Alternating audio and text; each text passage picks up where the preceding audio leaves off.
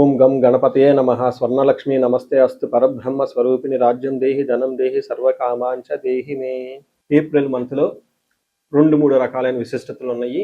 చాలా ముఖ్యం అందరూ తెలుసుకోవటం. ఈ మంత్లో జ్యోతిష శాస్త్రం ప్రకారం చూసుకుంటే 4 గ్రహాలు మారుతూ ఉన్నాయి. సూర్యుడు, కుజుడు, ఈ 2 క్రూర గ్రహాలు ఇవి మారుతూ ఉన్నాయి. బుధుడు, శుక్రుడు కూడా మారుతూ ఉన్నాయి. ఇవి శుభగ్రహాలు అనుకోవచ్చు. ఈ 4 యొక్క గ్రహాల యొక్క పరిస్థితిని, వాటి యొక్క స్థితిగతులను బట్టి ఈ మంత్ ఎలా ఉందో మనం చూద్దాం.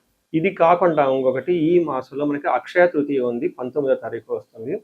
ఎప్పుడైతే అక్షయ తృతీయ వస్తుంటో మంచి మంచి పనులు కనుక చేస్తే ఆ వచ్చిన పుణ్యం మనకి ఎప్పటికీ స్థిరంగా ఉంటుంది, ఎన్ని జన్మలైనా పోదు అని చెప్పేసి శాస్త్రంలో వివరించడం జరిగింది.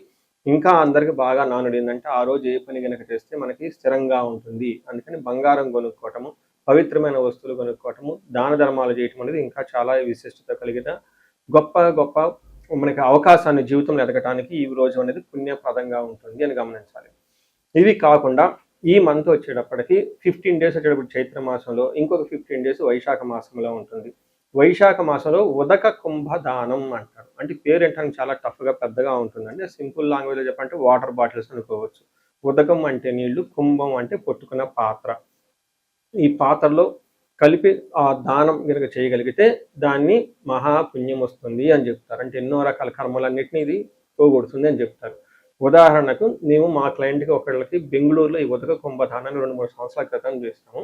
ఏం చేయాలి, ఒక రాగి చెంబు తీసుకొని దాని నుంచి మంచి నీళ్లు పట్టుకొని అందులో ఒక యాలక్కాయ కానీ ఒక లవంగా కానీ వేసి దానికి కొంచెం పట్టిక కానీ ఏదైనా బెల్లం కానీ అందులో కొంచెం కలిపేసి ఆ చెంబుకి లేదంటే ఆ పాత్రకి మనం పసుపు కుంకుమ పెట్టి ఆ పాత్రతో సహా ఎవరికైనా సద్బ్రాహ్మణులు కానివ్వండి, వేద పండితులు కానివ్వండి, పితృ సమానులు కానివ్వండి, లేదా గురువు సమానులకు సంబంధించిన వాళ్ళకి కానీ మనం ఆ పాత్ర దానం చేయగలిగితే దాన్ని ఉదక కుంభదానం అంటారు. ఇలా చేయగలిగితే సూపర్. అలా చేయలేని వాడు కూడా దానికి మీరేం నిరుత్సాహపడిన అవసరం లేదు. 2 years బ్యాక్ ఎప్పుడైనా ఒక వీడియోలో చెప్తే ఇది ఏం చెప్పానంటే వాళ్ళకి వాటర్ బాటిల్స్ దొరుకుతాయి. మనకి చలివేంద్రాలని అవి ఇవిని పెడుతూ ఉంటారు పూర్వకాలంలో. ఇప్పుడు ఆ రోజు అలా పెడితే ఎవరు వాటిని కూడా చూడరు, తాగరు.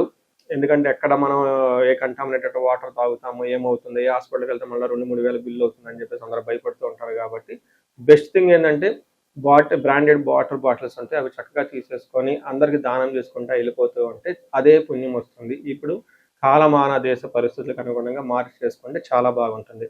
ఇది నేను చెప్పడంతో 2 years బ్యాక్ ఒక లేడీ నాకు ఫోన్ చేసి మీరు చెప్పిన ఉదక కుంభదానాన్ని వాటర్ బాటిల్స్ నేను నా ఆఫీస్ నా కార్లో పెట్టుకొని తీసుకుని వెళ్ళానండి. అందరికి చక్కగా ఇచ్చుకుంటూ వెళ్ళిపోయాను. అందరు థ్యాంక్స్ చెప్పారండి అని చెప్పారు. ఇలా మీరు చక్కగా నీళ్ళని, వాటర్ బాటిల్స్ వీటిని కనుక దానం చేస్తే చాలా చాలా కలిసి వస్తుంది. సో ఇప్పుడు మనం ఎలా ఉంది ఈ రాశి ఫలాన్ని మనం చూద్దాం.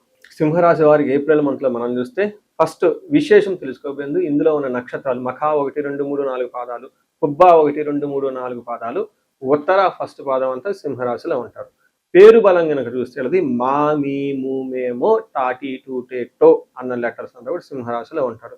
4 గ్రహాలు మనం మూవ్ అవుతున్నాయని మనం చెప్పుకున్నప్పుడు కాబట్టి ఇందులో వీళ్ళకి ఒక్క గ్రహమే అనుకూలంగా ఉంది, మిగతా 3 గ్రహాలు ప్రతికూలంగా ఉన్నాయి. కాబట్టి ఈ మాసంలో సింహరాశి వాళ్ళు కొంచెం జాగ్రత్తగా ఉండటం ఎంతైనా అవసరం.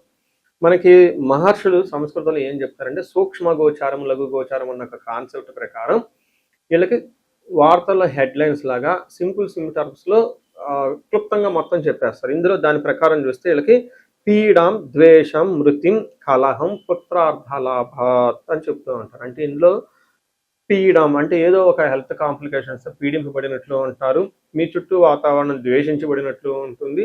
అంతేకాకుండా మనకి మృతం అంటారు, అంటే ఆగిపోవటము, మనకి జీవితానికి లేదంటే లైఫ్కి కొంచెం ప్రమాదకరమైన సంఘటనలు జరిగే అవకాశం ఎక్కువగా ఉంటుంది.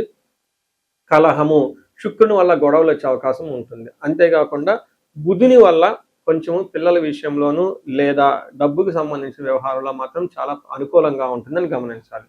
సో చూశారు కదండి, ఈ మంత్ కొంచెం జాగ్రత్తగా ఉండాల్సిన మంత్. అయితే ఇందులో అవకాశాలు కూడా వచ్చే అవకాశం ఎక్కువగా ఉంటుంది. మనం డీటెయిల్డ్గా పాజిటివ్ ఏంటి, నెగిటివ్ ఏంటి అని తెలుసుకుంటే మీకు చాలా వివరంగా ఉంటుంది. సూర్యుడు మీకు 8th house నుంచి 9వ ఇంట్లో రావడంతో సూర్యుడు ఉన్న పొజిషన్ అంత మంచిది కాదు అని చెప్తారు. 8th house ఉండటం మంచిది కాదు. 15 తర్వాత మారుతూ ఉండటంతో మనకి సంస్కృతంలో మహర్షులు ఏం చెప్తారంటే నిందాపరాధం, కలహం, ద్వేషం, నిర్దోష, ధనక్షయం, పుణ్యలాభార్థ నాశాచ విచారో నవమే రవి అంటారు. అంటే 9వ స్థానంలో సూర్యుడు ఉండటం వల్ల 2 రకాలుగా ఫలితం ఉంటుంది. ఒకటి ఓవరాల్‌గా మంచి ఉంటుంది. అది ఓకే. కానీ మధ్యలో మీకు చాలా ట్విస్టులు, టర్నల్స్ అన్నీ ఉంటాయి. అది గమనించుకోవాలి. ఏం జరగొచ్చు? నిందాపరాధః అంటే మీది తప్పు లేకపోయినా గానీ మీ మీద నిందలు పడే అవకాశం ఎక్కువగా ఉంటుంది. గమనించుకోవాలి.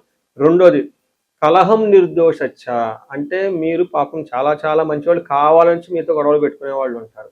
అంతేకాకుండా ధనక్షయం డబ్బుని మీకు మిస్‌యూజ్ రాంగ్ అయిపోయే అవకాశం ఎక్కువగా ఉంటుంది. ఆన్‌లైన్ ట్రేడింగ్ చేసే వాళ్ళకి, స్పెక్యులేటివ్ బిజినెస్ చేసే వాళ్ళకి అలాంటి పనులు ఈ టైంలో చేస్తే మీకు కలిసి రాదు. ధనాన్ని కోల్పోతూ ఉంటారు. ఇంకొక మోస్ట్ ఇంపార్టెంట్ మంచి ఉద్దేశంతో వేరే వాళ్ళకి హెల్ప్ చేద్దాము.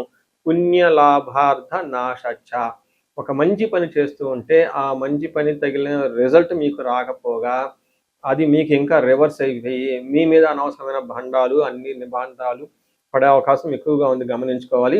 ఒక రకంగా మీరు ఇది చేద్దాం అది చేద్దాం అనే దానికంటే కూడా ఉన్న దాంతో చక్కగా హ్యాపీగా సింపుల్గా ఉండటం అయితే ఈ మంత్లో చేయటం చాలా ఇంపార్టెంట్.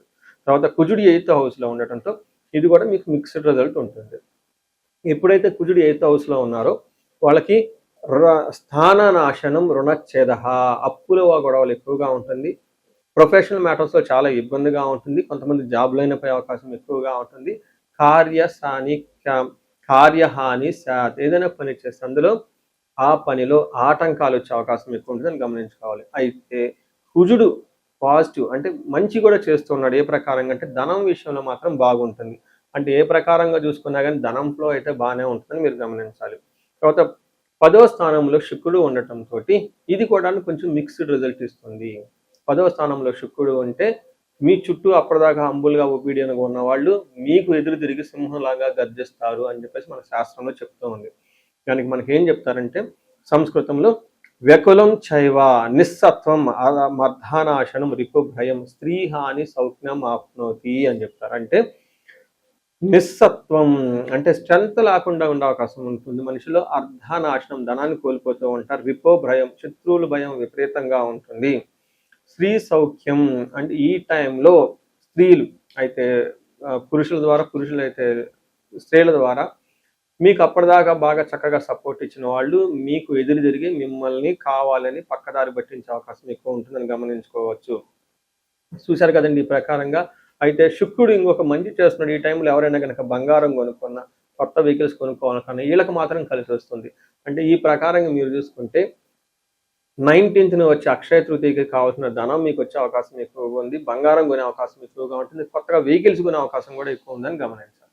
ఇప్పుడు మనం 3 గ్రహాలు బుధుడు మీకు వచ్చేటప్పటికి ఉన్న వాతావరణంతో మీకు చుట్టూరు ఆటంకాలు కలిగించి సక్సెస్ ఇస్తూ ఉంటారు. బుధుడు మీకు పిల్లల విషయంలో లేదా ధనం విషయంలో మాత్రం ఆటంకాలు కలిగించకుండా ఏదో ఒక విధంగా మీకు హెల్ప్ అయితే వస్తుందని గమనించాలి. ఇప్పుడు ఇందులో ఉన్న నక్షత్రాలు చూసుకుంటే మఖ, పొబ్బ, ఉత్తర 3 నక్షత్రాలు ఉంటాయి. ఇందులో మఖ నక్షత్రం వాళ్ళకి వస్త్ర లాభము, రాజ్యము, పరవాసము, లాభము. చూసారండి 5 రకాల లాభాలు మీకు కలిగి ఉన్నాయి. అందులో ఛాలెంజెస్ వచ్చేటప్పటికి దరిద్రము, దేహ పీడనము, అతి భయము. ఫైనాన్షియల్గా ఇబ్బంది ఉంటుంది. అతిగా భయపడే అవకాశం ఎక్కువగా ఉంటుంది. అంతేకాకుండా దేహ పీడనం శారీరకంగా కొంచెం బాధపడినట్లుండే అవకాశం ఉంటుంది. సో గమనించారు కదండి ఈ నక్షత్రం వాళ్ళు. అలానే పొబ్బా నక్షత్రం వాళ్ళకి, పాల్గొనే నక్షత్రం వాళ్ళకి లాభప్రదంగా ఉంటుంది. రాజ్య లాభము, వస్త్ర లాభము అంటే మీకు ఖచ్చితంగా ప్రమోషన్స్ వచ్చే అవకాశం ఎక్కువగా ఉంటుంది. ధనానికి ఇబ్బంది పడుతూ ఉంటారు. ఓవరాల్గా మంత్ అయితే లాభప్రదంగా ఉంటుందని గమనించాలి. ఉత్తర పాల్గొనే నక్షత్రం వీళ్ళకి వస్త్ర లాభము, రాజ్య లాభము చూపిస్తూ ఉంటుంది. ఓవరాల్గా మంత్ అంత లాభప్రదంగా ఉంటుంది. ఫైనాన్షియల్గా ఇబ్బంది ఉంటుంది. ధనహీనత అంటే ధనానికి ఇబ్బంది పడే అవకాశం ఉంటుంది. మీకు ఉత్తర పాల్గొనే నక్షత్రం వాళ్ళు కొంచెం జాగ్రత్తగా ఉండాలి. లేక పశునాశనం, గాయాలు అయ్యే అవకాశం ఉంటుంది. అది కూడా కుజుని వల్ల. రెండోది పశునాశనం అంటే అగ్రికల్చరల్ ఊళ్ళల్లో ఉన్న వాళ్ళకైతే అది ఓకే. మరి సిటీలో ఉన్న వాళ్ళ పరిస్థితి ఏంటంటే మీకు బాగా సపోర్ట్ ఇచ్చేవాళ్ళు, రిసోర్స్ఫుల్గా ఉండేవాళ్ళు మీకు రిసోర్స్ఫుల్గా ఉండకుండా దూరం వెళ్ళే అవకాశం ఎక్కువ ఉంటుందని గమనించాలి. సో చూశారు కదండి ఇందులో ఉన్న నక్షత్రాలకు ఎలా ఉంది, తర్వాత గ్రహాలకు ఎలా ఉందో మనం చూసుకున్నాం. సో ముఖ్యంగా మీరు గమనించుకుంటే కొంచెం ఇబ్బంది పెట్టే గ్రహం ఏదైనా ఉందంటే సూర్యుని వల్ల కొంచెం ఇబ్బంది పడే అవకాశం ఉంది. అపరాధ మీ మీద నిందలు వచ్చే అవకాశం ఎక్కువగా ఉంటుంది. ఈ రాశి వాళ్ళు పరిహారం కింద చూసుకుంటే ఫస్ట్ పితృ సమానులైన వాళ్ళని బాగా గౌరవించటం, వాళ్ళకి బట్టలు పెట్టడం, వాళ్ళ ఆశీర్వాదం తీసుకోవటం, వాళ్ళ యొక్క గైడెన్స్తో ముందుకెళ్ళటం చాలా చాలా ఇంపార్టెంట్ గమనించాలి. ఇది కాకుండా ఇండివిడ్యువల్గా మీ లైఫ్లో ఏదైనా కనుక సమస్య మీరు కనుక ఛాలెంజెస్ ఫేస్ చేస్తూ ఉంటే ఒక్కసారి మీ జాతక చక్రాన్ని చూపించుకోవడం చాలా ఇంపార్టెంట్. ఎవరికైతే ఏజ్ 35 to 40 ఉండి కెరియర్లో చాలా బాగున్నారు, తర్వాత అకాడమిక్స్లో చాలా బాగా రాణించారు, అనుకోకుండా అన్ఎక్స్పెక్టెడ్గా ఈ టైంలో మీరు కొన్ని ఇబ్బందులు పడుతున్నారు, తర్వాత కెరీర్ అంతా ఆగిపోయింది, విషయం ఏంటో మీకు అర్థం కావట్లేదు, లేదంటే రకరకాల ప్రాబ్లమ్స్ ఉన్నాయి కానీ మీరు ఫేస్ చేస్తూ ఉంటే ఈ టైంలో జాతకం చూపించుకోవాల్సిన ఆవశ్యకత అంతా ఉంటుంది. మీకు ఎవరికైనా ఆర్థికంగా బాగా ఇబ్బందులు ఉంటే స్వర్ణలక్ష్మి విశేష హోమం చేయించుకుంటే చాలా బాగుంటుంది. శత్రు బాధలు విపరీతంగా ఉన్నారు, కోర్టు వ్యవహారాల ప్రాబ్లంగా ఉంది అనుకుంటే చండీ హోమము, నవచండీ హోమం, చండీ పారాయణ చేస్తే చాలా బాగుంటుంది. ఇవి కాకుండా ఇంకా ఎవరికైనా మీకు భార్యాభర్తల మధ్య అన్యోన్యత గురించి అన్యోన్య దాంపత్య పాశుపత అభిషేకం చేయించుకోవటం, ధనం నిలబడటానికి కుబేర పాశుపత అభిషేకము, హెల్త్ కాంప్లికేషన్స్ ఉంటే ఎవరికైనా అమృత మృత్యుంజయ పాశుపత అభిషేకము, హోమాలు ఇవన్నీ చేయించుకుంటూ చాలా బాగుంటుంది. సో ఎక్కడికైనా సరే మీకు ఏదైనా సమస్య అనిపించినా, పిల్లలు అకాడమిక్స్లో రాణించుకోవాలన్నా కానీ వాళ్ళకి సంబంధించి మేధా దక్షిణామూర్తి హోమాన్ని జపం చేయించుకుంటే చాలా బాగుంటుంది. సో మీకు ఇందాక చెప్పిన విధంగా 35 to 45 ఉండి సరిగ్గా గ్రోత్ లేకుండా ఉంటే ఒక్కసారి మీ హారోస్కోప్ చెక్ చేయించుకొని ఏమైనా శాపాలు ఉన్నాయా, గ్రహ దోషాలు ఉన్నాయా అవి చూపించుకొని ఆ యొక్క సమస్య తీవ్రతను బట్టి రెమెడీస్ పరిహారాలు చేసుకోగలిగితే ఈ రాశి వాళ్ళకి జీవితం 10 రెట్లు ముందెళ్ళే అవకాశం ఎక్కువగా ఉంటుంది. ఈ రాశి వాళ్ళకి అష్టైశ్వర్యాలు కలగాలని, భోగభాగ్యాలు కలగాలని చెప్పేసి నేను కోరుకుంటున్నాను. నమస్తే.